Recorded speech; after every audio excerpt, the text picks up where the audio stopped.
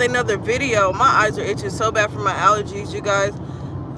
This word is really like, I feel like the Lord is saying a thing, because I know there was a sister on live that started talking about, counterfeit or whatever, and how, she thinks God is putting her with someone younger now or something. But there has been a few people in the last less than 24 hours. It hasn't even been a full 24 hours that keep reaching out, to discuss counterfeits. And what's happening is, what the Lord had dropped in my spirit was a couple of words he's given me, right? And a little more fresh revelation.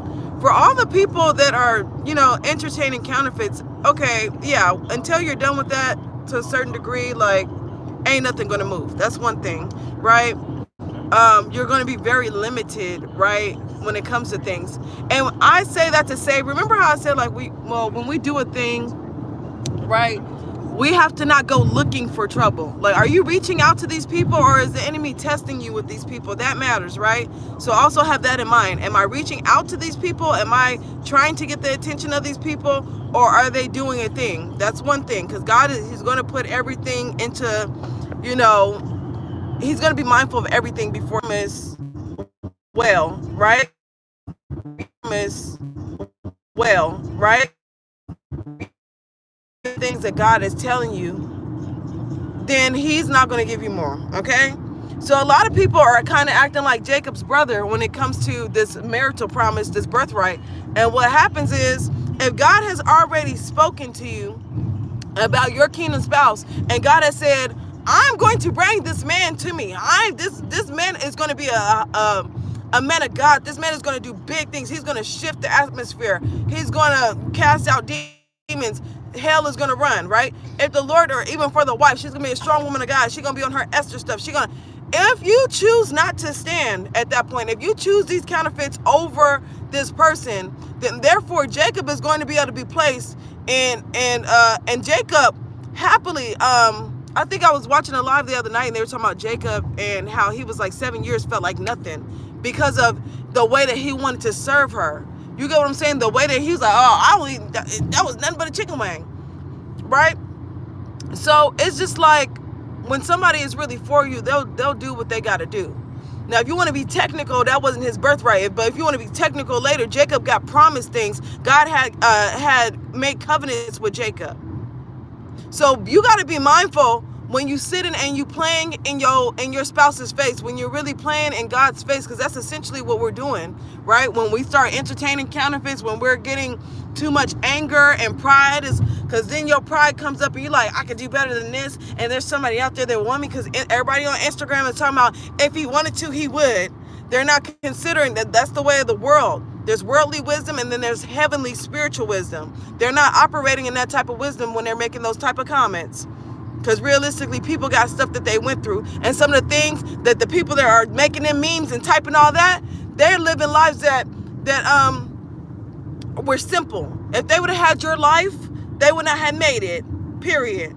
They'd have been the first person crying the river and being on victim mindsets, period. So it's just stuff like that. Like, y'all, some people, and the Lord told me, and it made me sad. He said, some people are going to miss out on their birthrights. They really are. They're going to miss the mark. They are.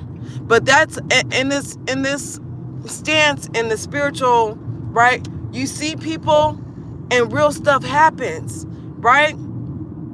The disciples had to watch the Pharisees be told that they were going to hell from Jesus. And we know Jesus is not a liar, right? And then also they had to watch Judas. Judas goes to hell. You get what I'm saying? He got cursed. Cursed is the man that betrays, the Son of God. Like, on this spiritual walk, realistically, there are going to be people that you would have really hoped with all your might, right? Your whole heart to make it, and they're not going to make it. Okay? It's very sad. But only the humble are going to make it. Only the meek are going to make it. It's not the people that are having pride issues and stuff like that. God don't be feeling that.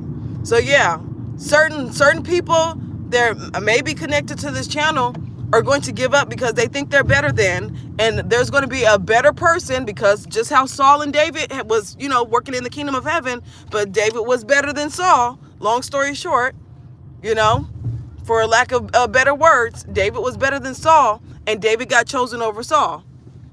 Period. So some people are going to get out of position, and God is going to raise up a woman of God that's better than you, because we'll be out of our mind if we feel like we're the best in the whole wide world. That'd be crazy. And not to mention that every day more people are being born. Every couple of minutes, more people are coming in this world. All the records that were before, people are breaking. You get what I'm saying? So don't ever think that you're too good for something. You always got to be humble. You always got to, be there mentally. A lot of people are missing out on their birthright due to pride, due to lack of humility. Even God walks in humility. Even God himself walks in humility. So to think that you, being a vessel of his, don't have to do so is crazy. But yeah, it makes me really sad just about to see people not walk into their promises that waited X amount of years, right? That really it wasn't time wasted, because maybe you can learn.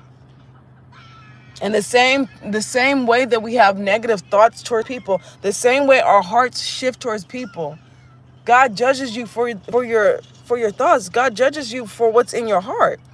It's not so much of what you say. Okay?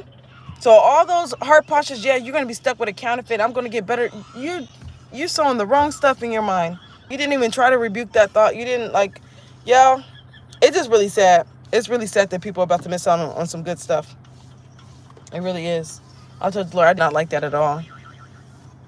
And it's not even like, sometimes people get out of position because, they're having a hard time. We're having a hard time, whatever. But get back in position. But it's the simple fact, and I'm going to speak from a standpoint of like, if we were off camera and we're talking, we're having a regular one-on-one conversation, I would seriously tell some of the people, like,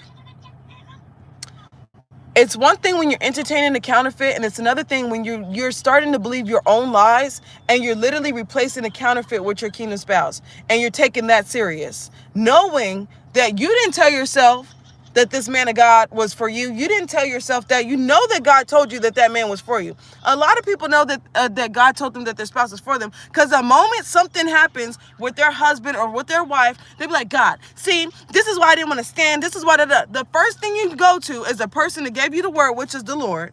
You get what I'm saying? So it's like, for all the people, and I don't want this to be bad advice. I want this to be honest advice, okay? For all the people that's entertaining counterfeits, do not put those counterfeits in the position of being your kingdom husband, because they're not. They're not. Period.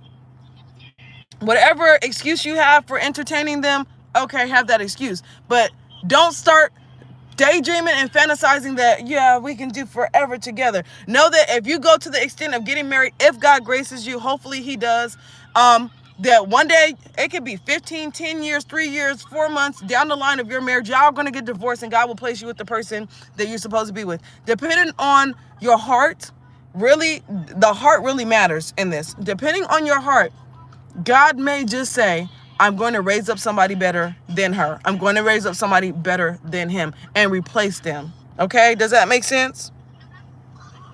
God can replace you. And I want y'all to be very mindful of that. Because people say, can God replace spouses? He could. He doesn't typically. The only time you see replacements go on is when people keep swiping their free will card. So if you've been wondering, how do I get a replacement? Swipe your free will card. Okay? Swipe it. Keep swiping it. Keep playing with him. And then you will see just how serious God be. Okay? And then it's like, if you look at Jacob and his brother, Jacob's brother wasn't playing with his birthright. He just literally didn't give a damn. He did not care for it. It wasn't important to Jacob's brother, his birthright. He's like, oh, food? His priorities was all out of whack. So later down the line, seeing Jacob, how he worked for this woman 7 years and then doubled back and worked another 7 years. And then, not only that, God literally said, oh, well, I deem you to even get him some covenant. He might have got his birthright and his brother's birthright. I don't know what the covenant was for. I got to go back and read it. But you get what I'm saying? There's some people that are just not good stewards of the promise. You get what I'm saying? Thank you, Olivia. But I just had to be really honest with y'all. I was like, let me just be honest, like how I be with my friends and stuff like that. Like, let me be honest, like how I do not be with the foolery. Okay, I really don't be with foolery. Like when my friends be like, oh yeah, this and that girl.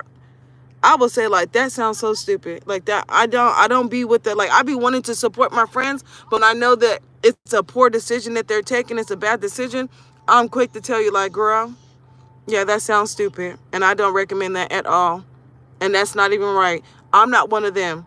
Because what happens is you hype your friends up to make, poor decisions. Then they make the poor decisions. Then they're going whatever they're going through. And it's like you felt it from the beginning, or the Lord told you from the beginning and you didn't say anything. I'm just not with all that. I'm not. I'd rather have told you 2-3 years in advance, a few times, because I also won't waste my breath. I'll tell you a few times, and then after that, it's completely up to you. But yeah, birthrights are on the line, and it's a whole bunch of shifting going on. God gonna do what he gonna do. I can't be sad for anybody that forfeited their birthrights or anything like that, because we all had the same type of opportunities, and that was to get back in position and see if you got grace and mercy. And then for some, it's just pride, arrogance, ego, whatever.